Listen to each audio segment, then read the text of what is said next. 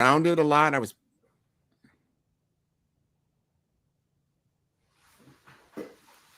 All right, everybody.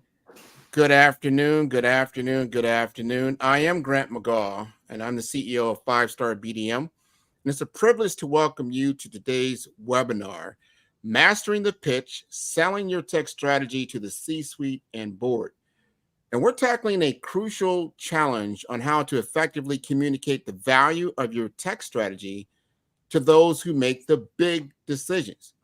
And today's session is packed with insights from two industry leaders. We have Richard Outram, a veteran with over 35 years in financial and operational leadership, who brings deep expertise in aligning tech investments with business goals. And then we have Ronak Shah, the innovative CEO of Agile InfoWays, and he has a stellar track record in transforming tech challenges into success stories. And together, they will guide us through the intricacies of engaging key stakeholders, overcoming communication barriers, and ensuring your tech strategy not only gets approved, but it's executed seamlessly. So whether you are a tech leader or a business executive, this session is designed to equip you with practical strategies to master the pitch and drive your tech vision forward. So let's dive in. Let's unlock the secrets to getting your tech proposals from the boardroom to the implementation phase. And we want this to be as interactive as possible. So you have the opportunity to comment on if you're on LinkedIn, if you're on YouTube or one of our other broadcasting outlets, go ahead and make your comments. We'll take a look at those and we'll have a Q&A session so we can make sure that this is an engaging conversation. So, Ronak, let's start with you. Sure. Can you give us a quick overview of the technology trend shaping business strategies and what stakeholders expect from IT leaders today? Sure. Thank you, Grant, for having us here today. That's a very good question. Like how the technology trend is actually shaping the whole business strategy. We understand that we've been hearing this AI buzzword for last few years, and it's amazing models that are coming up with AI and machine learning, where these technologies are actually driving the whole automation. A lot of predictive analysis is going on based on the data, and a lot of personalized customer experience. So every customer is getting a unique experience because of AI models. Now we see a lot of cloud computing, that really offers a huge scalability, flexibility, cost efficiency, disaster recovery. So the cloud computing is also changing the whole business strategies as we go. Another thing is Internet of Things, IoT. So all the physical devices, for example, your air condition of your home or your dishwasher or refrigerator, all those new ones are coming up with the internet connection, so you can really control them with your fingertips on your phone. But that's not about it. More about the data that they collect. All these companies are actually collecting the data, the way you use, and they are trying to make it more efficient. The whole business model is going into the same level to the manufacturing company. So manufacturing companies has a lot of this machineries that produces a lot of different products, and these machineries are also internet enabled with the IoT connection, so there is a less downtime and they get maximum output from the production capacities as well. So we see a lot of trends are changing, like a lot of data analysis and big data games are going on, where we collect vast data sets from these different companies, and that helps the top level to for the decision making into a different level. Now blockchain, we've been hearing blockchain in more on the crypto side, but the actual usage of blockchain is amazing. If you look at the supply chain, for example, you're going into Louis Vuitton store and you're buying these $5,000 expensive bags. How do you ensure that these bags are the actually coming from the manufacturing? So this blockchain has an amazing transparency model, security, traceability in the supply chain, which helps track every single item from the origin point all the way until the customer gets in their hand. Same way blockchain we are using in financial transactions. It's an amazing models. Same way AR and VR, augmented reality and virtual reality, which we are using for creating an immersive experience for the customers and for our employees, and also even for training purposes. So these are the different technologies which are actually shaping the business into a different structure. Now when we talk about the stakeholders, any business, they have a board, stakeholders. What do they expect from the IT leaders? That's the biggest part. So the stakeholders actually want the IT leaders to drive the whole digital transformation of the company. They want to make sure that their IT strategies are aligned with their actual business goals. They really want to foster the innovations, create a culture of innovation, explore new technology and business models. At the same time, these IT leaders really need to manage the risk. They really need to make sure these robust security measurements are done to protect the sensitive data of the company as well as the cyber threats. And they expect these IT leaders to bring these very strong IT team and retain that top talent. The crucial project that is actually going on every company right now is the ethical use of IT. Now what is ethical use? So every company is actually busy training their AI models. Now these AI models are trained based on the data sets. There are vast data which is given. Now this data could have bias in it. If the data has a bias on it, AI model will actually give the biased outputs. So there is a very important things happening across the healthcare industry and other industries to make sure that anything that is being done has an ethical use of the models along with the data privacy. So this is what I would suggest that the stakeholders would expect from the IT leaders. Grant? This is important. Now we're going to swing this over to Richard, because identifying the right stakeholders early in the process is crucial. Because Ronak just talked about a whole slew of different technologies that some leaders, stakeholders, board members, people in the financial sectors may or may not know. I want to hear from you, Richard, if you can share some thoughts on engaging these stakeholders effectively, and perhaps touch on how this involvement can influence strategic outcomes, especially if they're M&A scenarios. Grant, first of all, and Ronak, thanks for having me. I can't think of a more critical topic. I got to tell you, every IT or technology networking function I go to, someone will pull me aside and ask this question. So thank you. I think it's timely and I think it's critical, right? The way I'd answer the question, let's start from the end. All right, there are a few themes and takeaways from this conversation. What I would say is, you'll hear me consistently talk about when you're essentially selling or pitching your technology solution or strategy, adopt the cascading story approach. And I'll talk a little bit more about that. Start with the strategy of the business, the strategic imperatives of the business, and work your way all the way down and everything in between, all the way to the budget. And I'll talk about how we fill in everything between that. But you've got to make sure some shape or form that your solution ties into the strategic imperatives of the company. That's theme number one. Theme number two, you're always going to get asked the questions. You've got a group of C-level folks. You're going to have a board. They're going to ask the question, well, what business problem does your tech solve and how much does it cost? It's essentially going to come down to a couple of things. There are multiple things in between that, but essentially that's what they're thinking, at least in the first 30 seconds or so of your pitch, And the third thing, which is critical, which we're going to get onto, is speak the language of the CFO. All right. Clearly, as you start to present a business case, and a good portion of that will be a balanced risk and opportunities analysis, as well as the financial numbers, the business case around how the business, appraises investments, all right, and evaluates investments, but also the KPIs of the business, being able to link that to that. So we're going to be talking consistently about that. And then the last thing is influence with numbers, not just financial numbers, but getting the backing of your peers and sponsors, all right? 4 main themes. But anyway, to answer your question, I think number one, know your audience, all right?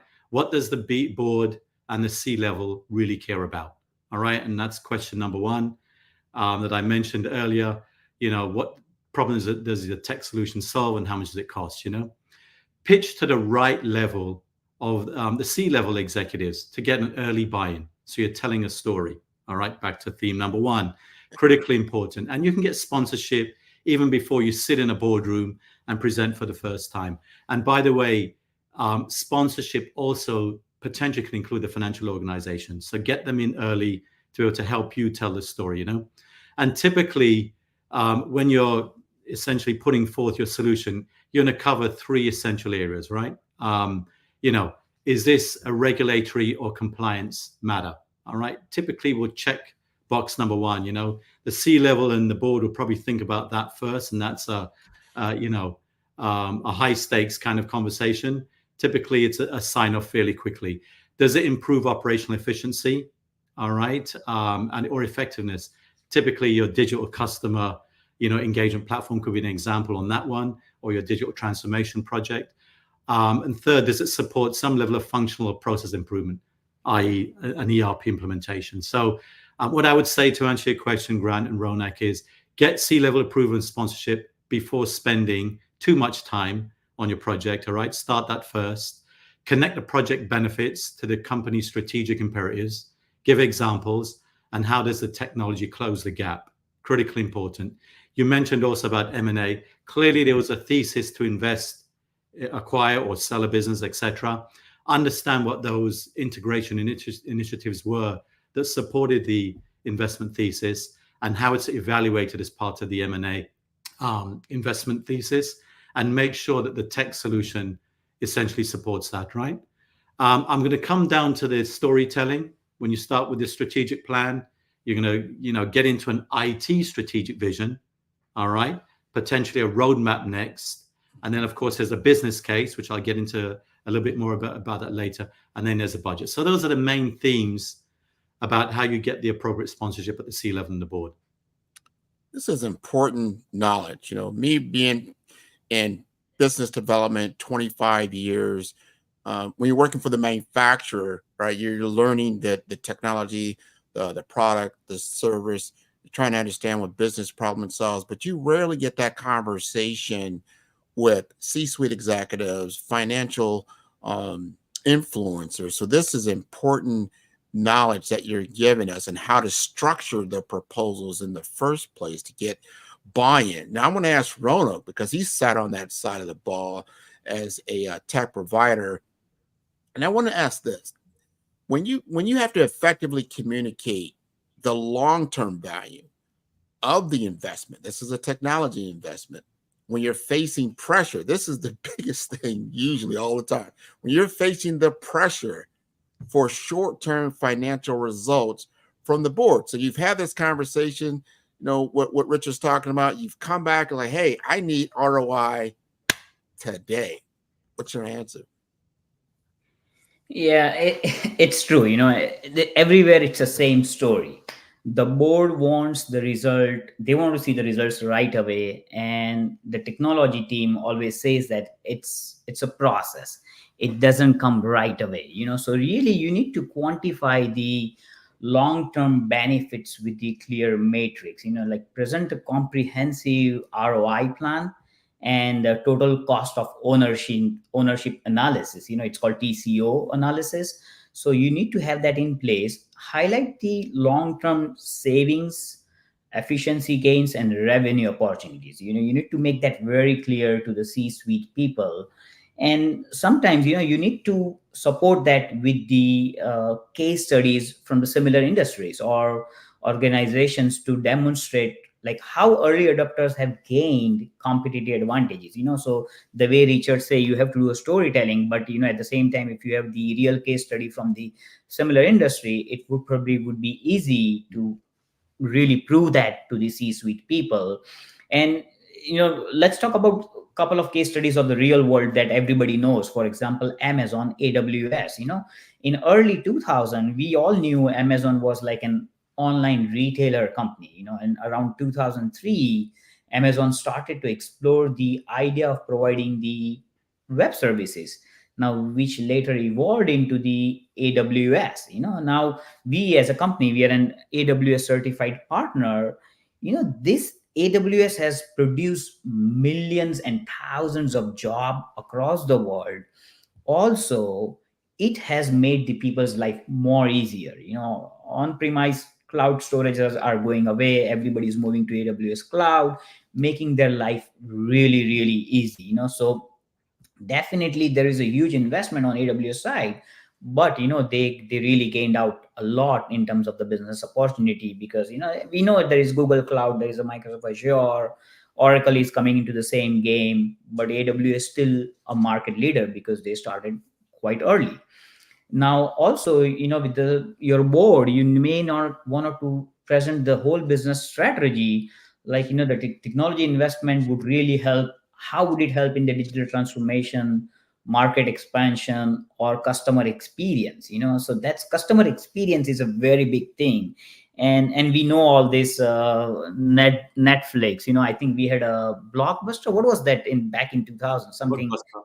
Yeah, right. So we used to go to the store and get the DVDs of the movies, and we will rent it out, and in 3 days of time you have to return back. And that's what Netflix was also doing, the same model, right? Around 2007, the company decided to pivot to the streaming video content. Now when they go into the streaming side, it's a significant investment of the storage, servers, the streaming licensing, and the content licensing also, right? But now look at their stock prices. Netflix is doing amazing, right? They are the market leaders. So there's a pivot into the business. It's a huge investment, but in the journey of 15 years, they are ahead in the game. So you also need to highlight the benefits to the board, like show them the phased approach of the implementation. Show them the initial phase, which probably going to give some more value to them, so they will feel more comfortable, and then subsequent phases can be also planned as well. And the technology, show them the competitive position. There are other companies who are already doing it. If you want to improve the market share, or if you want to even enter into the new markets, we have to adopt the technology on the new way. So I remember the problem of Microsoft. So Microsoft right now has Office 365, where you use this Microsoft Word, Excel, and you renew it every year. We pay every yearly subscription price for them. But back in times, they never had a cloud subscription. So everybody would go into the store, buy the CD or DVD and put it on their computer. But because of that, there was so much of piracy and illegal usage of those licensing, and Microsoft was tired of that because they were losing out the revenue. And eventually they moved to the cloud subscription model, and now their revenue has gone up much, much, much higher. So you have to explain that to the board and the executive level, that yes, the initial investment could be higher, but prepare the ROI plan and prepare the total cost of ownership analysis and present it properly to get the buy-in. I love that. Unintended revenues. That's got to get the ear of the CFO, which in my world we call the CFO. That's Mr. Richard Outram. So you've got to now sell that idea to Richard. Now, Richard, we're going to talk about financial acumen. Yeah. So most technology guys, they can speak bits, they can speak bytes, they can speak tech, but they can't speak in finance. Now, how important is it for IT leaders to articulate the financial benefits of the technology investment to the C-suite and the board? Critically important. So back to my leading messages around the cascading stories, right? So you have a strategic plan, all right? Then you've got an IT strategic plan, an IT vision.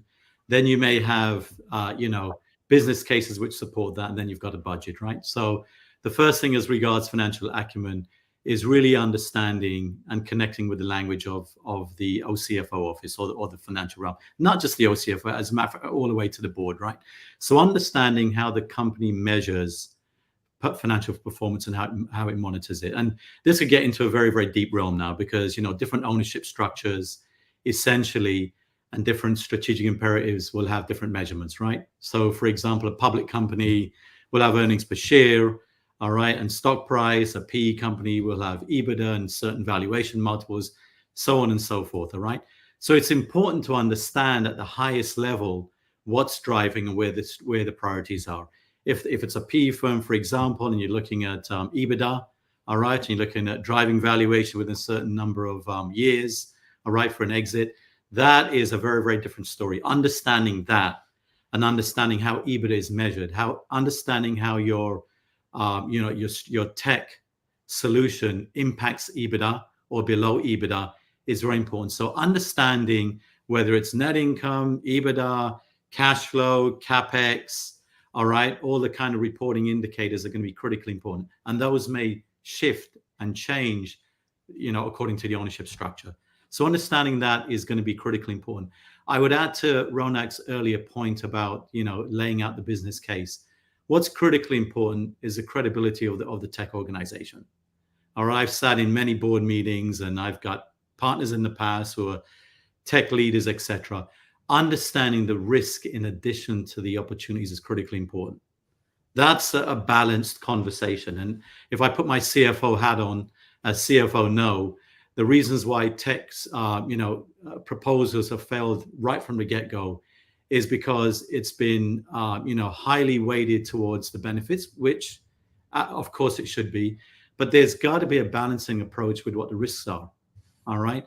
And now you start to talk about the credibility of the tech organization, their track record in terms of executing, how much change management is involved in the tech solution, how they've hit budgets, how they've been able to estimate, and so on, right? So there's a whole pot of this involved. But what I would definitely really kind of highlight to the listening audience is try to create some level of symmetry. It doesn't have to be asymmetric and equal, but in addition to the benefits, particularly when there's short-term earnings pressure, understanding the risks as well, potentially, so the board and the C-level can evaluate where they want to kind of throw the dice and do it or not is critically important. And that adds to the credibility of the tech organization. I would say from a financial acumen standpoint, aligning with the financial organization is critically important, because in addition to understanding the language of money, there's an accounting piece of this as well. And I don't want to over, index on the accounting piece and, the tail wagging the dog here, but understanding how things are classified are critically important as you start to present your business case. So understanding, the major categories, keep the lights on, maintenance type of investments, all the way to strategic growth investments are critically important. But how that's accounted for is critically important as well. Back to what I said, if there's a real focus on, let's say, revenue or on EBITDA, understanding the tech investments that hit EBITDA and those below EBITDA are going to be critically important. So we don't expect to be accounting gurus, but we expect enough of the partnership with the financial organization to be able to lay out your business case that has the categories spend in the right place. Is it CapEx? Is it OpEx? Is it above EBITDA? Is it below EBITDA? All right. Is the cloud solutions hitting EBITDA or not? So on and so forth. Having a basic understanding and getting that right is critically important, because by the time you get to the highest level and they're just focused on certain key financial measures, and if you got the landscaping incorrect, that could be a kiss of death, at the wrong time, So understanding how things are classified is going to be critically important. Ronak hit on a very important point. As you get down to the cascading story and the business case, which has to be detailed and really thought out with the appropriate numbers behind them, the competitive analysis is very, very important as well, right? Understanding how the CFO and the financial team evaluates the investment is important. Is it ROI only? Is it discounted cash flow? Is it payback? Whatever that may be, speak the language of the financial and the CFO. You'll make a lot of ground, and as early as possible, engage that group and the CFO in what you're thinking, without spending too much time, because that partnership going into a board meeting is going to be critically important. If you've got the CFO on your side, half the battle, if not more than that, is won. I think that's very important. And we've got a question from the audience from Naresh Samlaw. And he says he's a long-time listener, first-time caller. But here's his question. He says, what are some good practices for presenting on things that may not have measurable ROI or revenue-generating potential? And he has an example with, like, in IT security, they can get expensive and it's more of an insurance than a bottom line contributor. How do you view that from the CFO level? That's a great question. That's because not everything can be put down in numbers, 100%. And that first bucket that I spoke about, compliance and regulatory is one of them.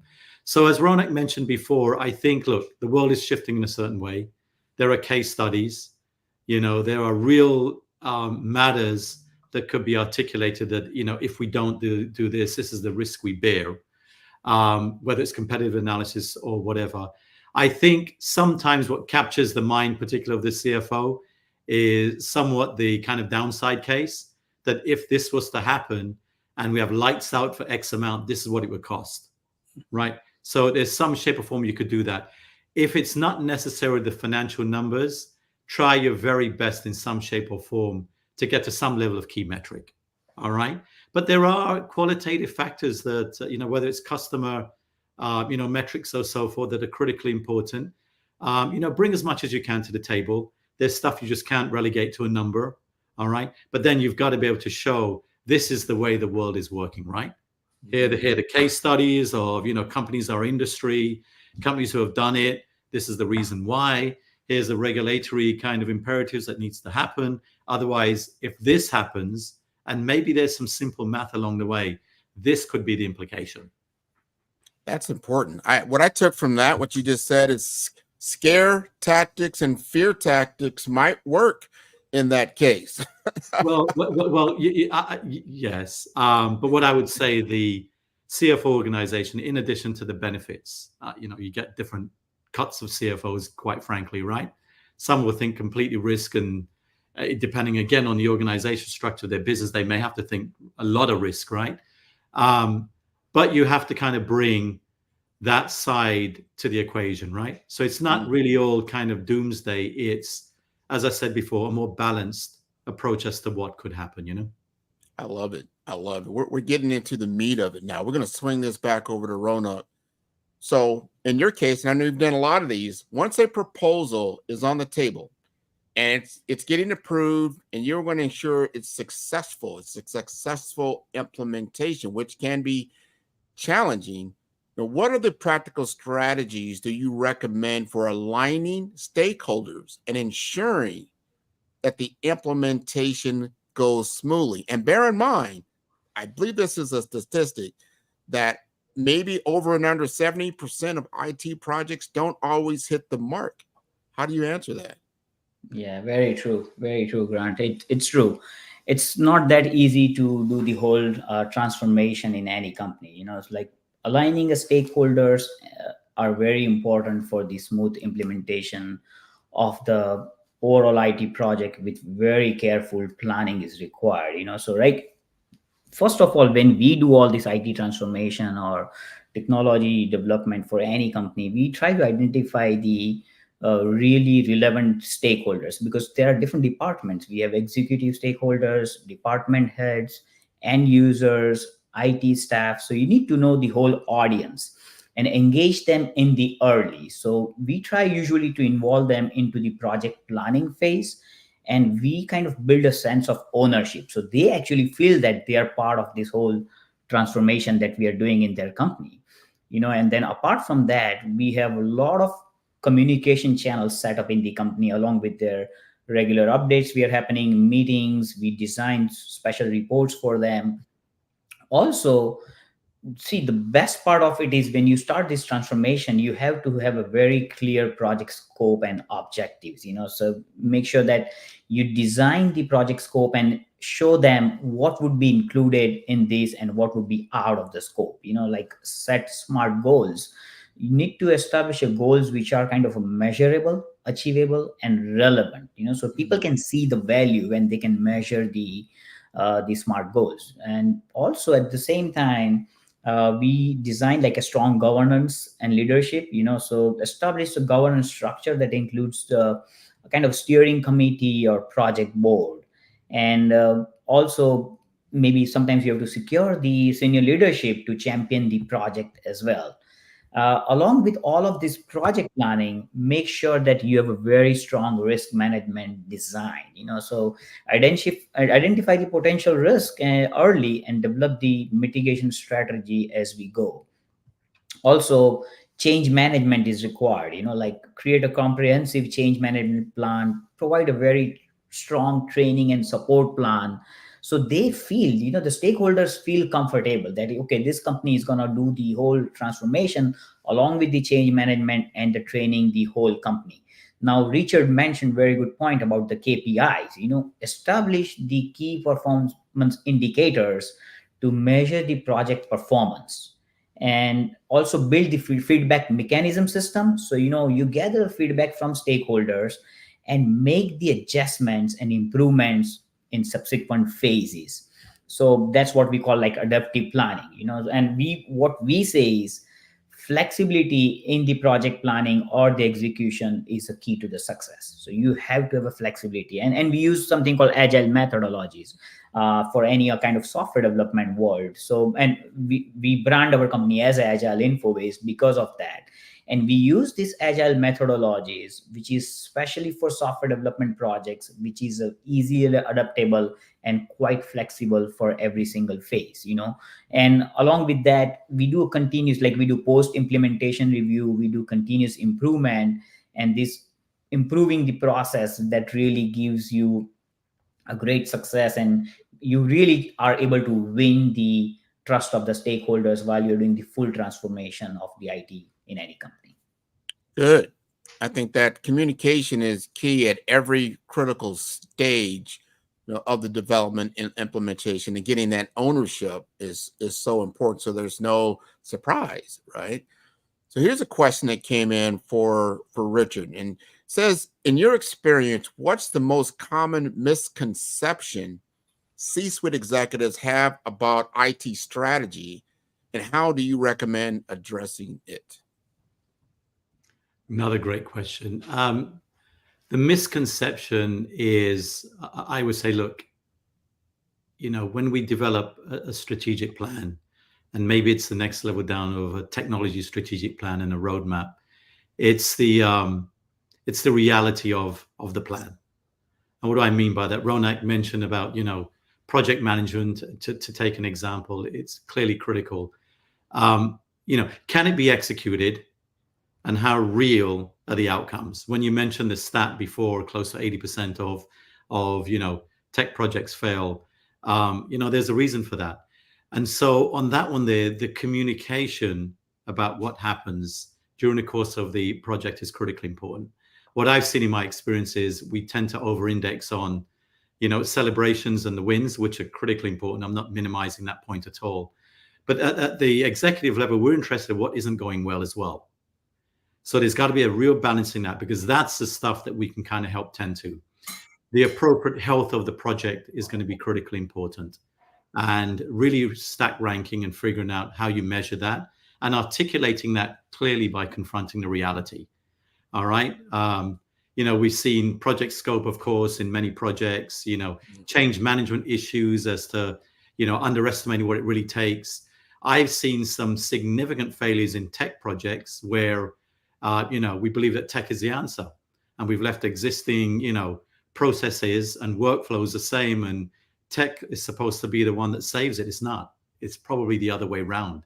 All right. That it's an enabler. So it's stuff like that where the C-level is really thinking, okay, what's the credibility behind the plan? Mm-hmm. All right. So an absolutely thought out plan. Credibility must be had by the tech organization by executing successful projects. That way you're building the muscle within the C-level and the board, saying, okay, they've done it, several times before. This is another one now. They've purely thought it out. But I would say the one big thing as to what people are thinking is, it's the accuracy of the plan. And particularly because we understand that the strategic side and this could be growth bets, may or may not pan out. We'll kind of put that in a separate bucket. But the stuff before then, the compliance, regulatory, operational efficiency, or functional kind of improvements, et cetera, those are ones that hopefully could be quite well articulated and estimated. We must do a better job as a combined tech and financial organization of doing of getting that more accurately done. This is so interesting. And we're starting to get a lot of interaction from the audience, and I encourage people to continue to send in their comments, because this is how we move the ball forward, and we can all take ownership of our projects whether you're from the technological plane or you're from the financial plane. At the end of the day, we want the business to succeed. So we had a question that came in and basically stated that they were glad that we mentioned change management and that it is a critical oversight when positioning technology. And the adoption of that technology is key to see the productivity and to avoid shelfware. I've heard that term before, shelfware. I mean, you got this big thing, someone you spend all this money and it's sitting, in the garage somewhere. How do we avoid shelfware? And both of you can chime in on that. Sure. I think I'll answer this question quickly, and definitely Richard can also jump in. Yep. So, a lot of the places what we have seen is, when we start planning with let's say it's a Fortune 500 company or a small to mid-sized clients we start working with, we try to understand their business problems and the solutions they are trying to design. Now, there are several aspects to it. All of the leaders that we see, they're not ready to adopt the latest technology. Like, you have to understand, okay, the technology that you guys going to use for the developing this product has to be sustained for next 5 to 10 years in the market. So try to go with the trending technology. That is very important, because a lot of the top level leaders are married to the older technology because either they know the technology or they have a strong relationship with that company. They emphasize it, but you really need to understand that you use something which is going to give you a roadmap or journey for another 5 to 10 years down the road. That's very, very important. Another thing what we have seen is they're very good at starting the project, and then the stakeholders or the C-suite people or the board members, they lose the interest because they're so busy with other things happening in the company. And sometimes they miss the key requirements of the whole project. Okay, they've given you something to start with, but then every phase there is a discussion and new things that needs to be implemented. And if they don't have enough time or they do not understand the value of that project, they miss some of the requirements, and the technology team keeps on doing the whatever has been given to them. And after a year or 2 years of implementation, they start using the system, they do all change management, they do a training in the company, and then afterwards they found out, okay, we missed this part. And eventually either they would use that technology, keep on updating it until they use it, or sometimes they go back to their original roadmap and put it on shelf. So very important to use a trending technology. Make sure that stakeholders stay involved throughout the journey of the implementation, or if they do not have enough time, they assign a leaders to take that project to a different level. Interesting. Richard, you have any input? Yeah, sure. I think, look, I've seen, several projects fail because of the change management piece, and change management is a whole body of leadership, right? We all know that. That's for probably a separate webinar, so to speak. But what I would say is where I think where I've seen failures are in two ways, and it's bilaterally. It's, you're getting the appropriate sponsorship at the executive level, and that cascades throughout the organization with the appropriate, actions from leadership, right? It shows us serious and we're behind it, as well as the communication. But equally important, if you invert the pyramid, it's the user base. All right. And these are folks who've got to use the technology every single day and adopt it. They must be part of the user requirements. And that there's got to be a lot of strength in that process around that category, of team members who are buying in as well, right? And are actually utilizing it. So it's not just down from the top. We're not down to the finer details of day-to-day, work and responsibilities. It's got to be a two-way street. And I think that and change management is a significant part of the whole execution plan, which is often minimized, right? We think about the technical aspects of a project plan, but what happens once you switch the lights on, right? Mm-hmm. Or once you flip the switch on, right? People have got to actually use it and adopt it, right? And so there's a whole body of work, perhaps another seminar at some point, Grant, around that. But I would say in very short form, I think it's a bilateral two-way street. But it has to start with the sponsorship at the executive level, with a vision. That is so important. And I agree with that because it's a top-down approach, but you got to have people that adopt the technology, want the technology, and understand the vision. Now, we got a question from Shasta Merrill. She has a very good question. It says, when presenting risk to align with the investment, is there a standard or an accepted deviation? And I'm sure sounds like more of a Richard question. How would you answer that? That's a great question, Shasta. That's a great question. I'm not sure if there is a standard. All right. Again, it depends on if companies have an overall kind of risk management profile, it's the tolerance to risk, and they may have more of a risk tolerance for strategic bets than not strategic bets. So it depends on the company, you know. I think, look, traditionally, what I've seen before is a really thought out commentary and risk and opportunities analysis, which shows, you know, I mean, obviously there's qualitative and quantitative pieces of that. You know, different companies can adopt a different way. But I think as a starting point to put on a piece of paper that we think, you know, this could lead to the benefits over here, but also could have substantial risks here, with the appropriate commentary and the appropriate dialogue. I think it's the dialogue that's probably most important. If you instigate the right conversation and present it appropriately, you know, that kind of resonates with the board level and the C level, you'll instigate the right dialogue. And that's the key. It's the discussion around that, you know. You can only put so much on a piece of paper, quite frankly, you know.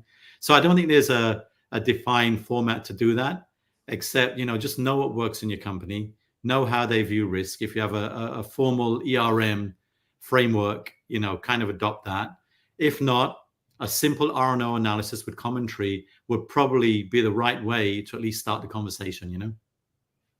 Very, very true. I think that was good advice. I'm gonna swing this next question back over to Roanoke. And what they're asking is that you can discuss strategies for gaining buy-in when proposing a major technological shift, such as moving, you know, from on-prem to the cloud, especially if you're facing resistance from risk-averse stakeholders. How would you answer? Yeah, it's very true, you know, and we see this whole shift going around in the world for every company. You know, like a lot of companies are still on premise servers, and some of them have already shifted to cloud, whether it is a larger company, AWS, or some private cloud providers. A lot of people are shifting, but we see always a resistance, you know. So, first of all, you know, you need to understand the stakeholders' concerns, why they are resisting for moving from on-premise to a cloud infrastructure. You know, and it is true. Sometimes they have a great concerns. You know, some IT staff we have seen in their company, they are worried about their job. Finance department is more focused because of the cost. And but at the same time, you know, you highlight the tangible benefits, you know, benefits of moving to the cloud. What is it going to give you? Eventually it's going to give you cost savings, it gives you scalability. So even if you have 1,000 users today, or tomorrow if you have 500,000 users, you have a scalability to up and down in the cloud infrastructure, improve performance, and you have a disaster recovery capabilities. Apart from that, show them the security assurance these cloud providers are giving, you know. Along with the security, they're also giving now the compliance certification. So for example, if you're working with HIPAA compliance or GDPR compliance, you know, all those cloud providers actually help you get those compliance certification done as well. Apart from that, you know, you have to do a risk assessment and mitigation. You know, what is your mitigation plans? You know, address the key risk of on-premise servers, such as data breaches, downtimes. You are locked in with some vendors, you know. So you have to show them that this is a risk if you are staying still on premises, you know. Business continuity is actually very big thing that what we have seen. That's why people are going into the cloud, you know, because that helps you more on the business continuity, less downtime. And the cloud provider always have backups or the disaster recovery in solution, you know. So show them the cost benefit analysis, show them a phased approach. You know, you show them, look, we start small, we do a proof of concept with one migration to the cloud, and then do it in controlled environment, so even you can roll back quickly. Show them more like an iterative approach, and educate the stakeholders along with the online training sessions with the cloud technology benefits and best practices. apart from that, you should have a detailed migration plan, post migration support. So you need to define a lot of other criteria to make sure that they understand that this going from on premise to the cloud infrastructure is going to really help them a lot in terms of compliance point of view, security, scalability, and eventually it's a cost savings. Right. Now, this is important. I think we've shared a lot of great intel, and this question is going to be from me and I'm going to speak for my audience out there that are sales professionals. They present technology proposals a lot. This is called mastering the pitch, right? They need to master the pitch. One thing that has changed over time, especially in my tenure, is that at one point in time, the CIO reported to the CEO. And then now for a number of years, a lot of times the CIO will report to the CFO. And I want both of you to answer this question in your own way. Is that a good thing, a bad thing, or does it make any difference in your mind? And I'll let Richard speak to that first. Grant, before I answer, if I may, I wanted to go back and just make a real specific example of what Ronak was talking about, on-premise versus cloud, right? So here's a specific example of the way the financial folks would think about it. Mm-hmm. All right. And I'll try and make it as simple as possible, cloud solution is, operating expenses will likely hit EBITDA, all right, above EBITDA, right? So it will influence. Whereas on-premise, there could be a justification or a case where that's capital expenditures, right, which are amortized over time and hits below EBITDA. So when you're specifically talking about, and it's not everything, because financial, the financial piece of this is one part of the equation, but that's the type of thing when Ronak and, the technology executives think about how is the board going to think about it? And maybe the more risk averse kind of board member is going to think about how does this kind of align with the way we measure financial performance? Two very different answers. You'll obviously do the analysis based on cash, what is worthwhile on the cloud versus on-premise, but also because of the timing of investments on CapEx and the way it's treated from an accounting standpoint, it may have a very, very different answer for a private equity firm. That's one. And then number two, as Ronak said, on the cloud side, you're going to get someone on the board, particularly on the public side, who's thinking, oh, all right, I've got to report to the audit committee. There's an audit implication here. How do I make sure that I don't run into any issues now from an audit standpoint, from an external audit standpoint? Can be internal, but typically external standpoint. So there are implications for these things that you've got to think sometimes outside the box from just tech. You've got to think about how all these other stakeholders are viewing the proposal itself and what's churning in their minds. As regards your question about where does it belong, again, it depends on the organization. Mm-hmm. I can tell you typically if the company has, very, very strict financial performance guidelines, budgets, and so on, and is managing for cash and for profits and has got a trajectory to kind of maybe exit the company or do some, major event or so, it may be just focused on the financials and the financial performance of the business, of which, slip tech under there and, make sure that there is the appropriate oversight for whatever reason. I'm giving an example.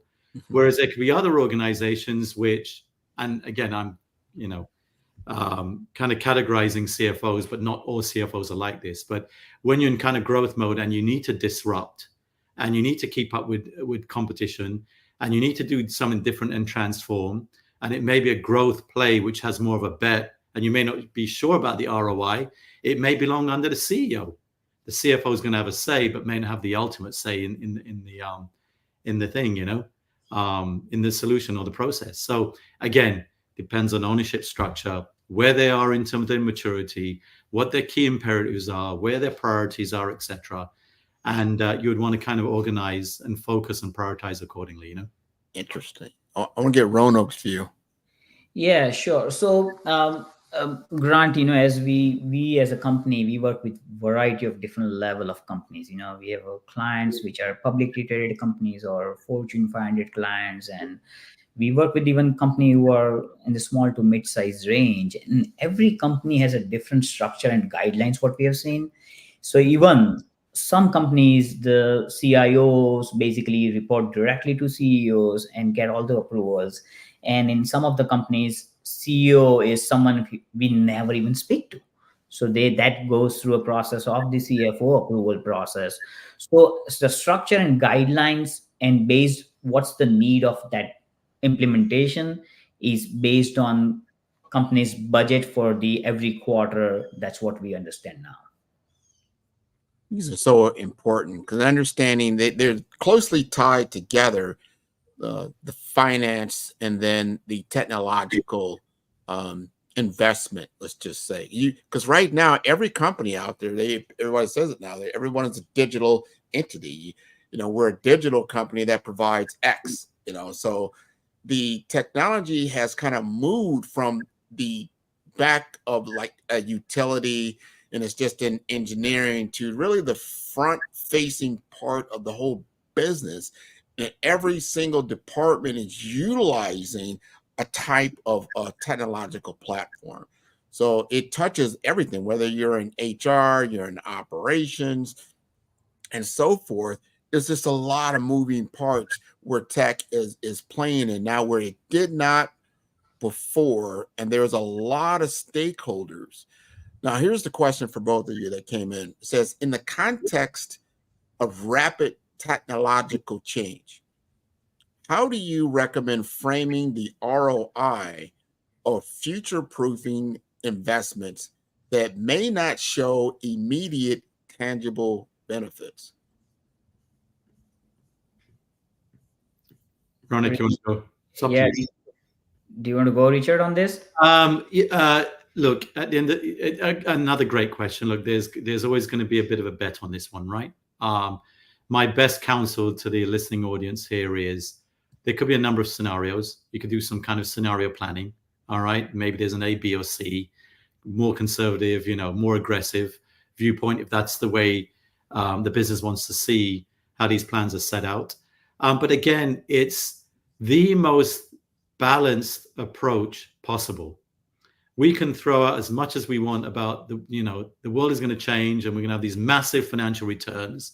And you got the old CFO scratching their head saying, well, okay, tell me what the other side of this equation, because the financial organization is trained to kind of filter for risk, right? So it's the most balanced approach, the most supportable analysis you can get, which is from the external outside, benchmarks, competitive analysis, and so forth. We completely understand that some of this stuff you can't even get 100% right? But if you put it all down and you're appropriately balanced in terms of the opportunities and the risks, and you lay out the key milestones, key timeframes, you've got the financial organization behind you in terms of what we think the relative investments are, and you engage in a dialogue about perhaps 2 or 3 scenarios. It's the dialogue that's most important. The piece of paper is just kind of a dump of what's in your head, right? It's the dialogue. And once you start to get into that dialogue and understand the entire picture, all right, what the goals, what the current realities are, what your particular options are. And that's another thing, by the way, your options may not just be one. Mm-hmm. CFOs love to see a number of options, right? If I did this, what does it look like? If I did this, what it looked like, depending on the level of investment, of course, right? Without burning too much time on the smaller ones, But if you bring optionality to the table, it's amazing the type of productive conversations you can have. I like that. Ronak, you want to chime in? Yes, definitely. And it is true, I would just back with the Richard saying that, a lot of the times how do you measure the ROI is always a question to the CFO level or the board level. And for the technology companies like us, okay, we are not a financial company. We are pure technology partner. So we back it up from the technology standpoint of view. We don't really talk about their financial structure. But from the technology point of view, the way we do is we basically design the whole story. We design the whole storytelling solution. We design a lot of visuals and infographics and charts and diagrams to show them the presentation of what this system is going to look like and how it's going to flow. We show them the overall project's benefits, what kind of efficiency increase it's going to bring to their business model. And same way we discuss the cloud infrastructure, like on-premise to the moving into the cloud, what kind of cost savings you're going to eventually have. So in the beginning, it's a cost of ownership is definitely high, but in a long-term cost savings benefits analysis, we design and we show them. And then we also actually design the enhanced security model and show them what kind of security this whole transformation is bringing on. So ROI is not always, I would say, tangible right away. It's kind of you have a full security, you don't have any ransomware attacks. This is something you cannot measure it, but you can only measure when it happens. So ROI is something you have to really understand that, okay, when the incident happens, bad incident happens, you can really realize that, okay, this investment was worth. Otherwise, you will never able to quantify the ROI. And another thing, what we do is we design the whole user experience guide for them. We took an example of Netflix, right? What is their user experience? Do you still want to go to the store and rent the DVD? No more. You want to do it from your fingertip, from your phone, or from your TV remote to see the show what you want. So the user experience level. So ROI is sometimes not quantified always in terms of the revenue model. It's done with several other aspects of the security, the user experience, and the long-term cost savings. So important. We're coming to the end of our webinar. And before I want to give this to Richard, tell us, because this is mastering the pitch, and you've seen a lot of pitches that come your way. Give us an example of a bad pitch and why it was so bad. Okay. A bad pitch. No key message and no call to action. That's it. It was just no key message, no call to action. No support with appropriate analysis. Now, the depth can change depending on who your audience is, right? Detailed, overly detailed, not an effective, presentation or pitch for the audience. So not understanding the audience really, right? 5-point font on Excel is not going to work, that type of thing, all right? So knowing the audience, I would say, start at a high level and, keep it simple, all right? And you can always cascade the detail. You can always have an appendix. You can always have a follow-up, etc. Be prepared with the detail, but the initial pitch shouldn't be kind of uber detailed, explaining what the problem the technology is solving, all right, and how much does it really cost? I mean, back to my original key takeaway, I see multiple layers of analysis and all this kind of stuff. I'm really not quite sure what we're talking about here, Explain the opportunity clearly. All right. Walking them through the process. All right. We're obviously looking to approve, but getting the kind of confidence of the board and the C-level by walking them through the process specifically is going to be very, very helpful. I mentioned about moving to analysis.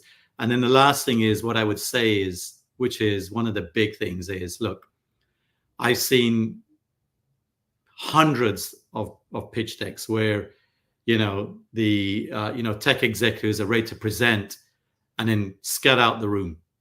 You have to be ready to listen. Have to be ready, because that's the gist. The presentation is one thing. We can all read a piece of paper and presentations and so forth, and make an impression in the first 10 to 20 seconds or so. That's all good stuff, But it's a dialogue we want at that level. And once you've done your pitch with the appropriate analysis, and we can always go back to the detail depending on, the gist of the discussion and and you have to be prepared for that, by the way. But it's the dialogue and the discussion that's most important. My key takeaways is definitely communication from both of you. Communicating at the right level, at the right time, with the right information, and that we want to make sure that we are partners at the table, and you're presenting a partnership with this particular technology investment that's taking place, and it's not adversarial, so to speak. It's something like, here are and I love how you said the options. If you lay out options, you get a much better buy-in. So it's not my way or the highway type of a pitch, that type of thing. And not just using scare tactics, as we talked before. Like, now let's back it up with some facts, what really can happen here. So I'm going to say thank you for joining us, Richard. This has been wonderful. Thank you again, Ronak, for having these very insightful series. We're going to have some more coming up, and you'll see the next one will be on September 10th. So tune in to Agile InfoWays again. Thank you so much for tuning in. Thanks, Bye-bye. Evan. Thank you, Richard. Thanks, Grant. That's awesome. Thank you. Thank you. Bye-bye. Bye.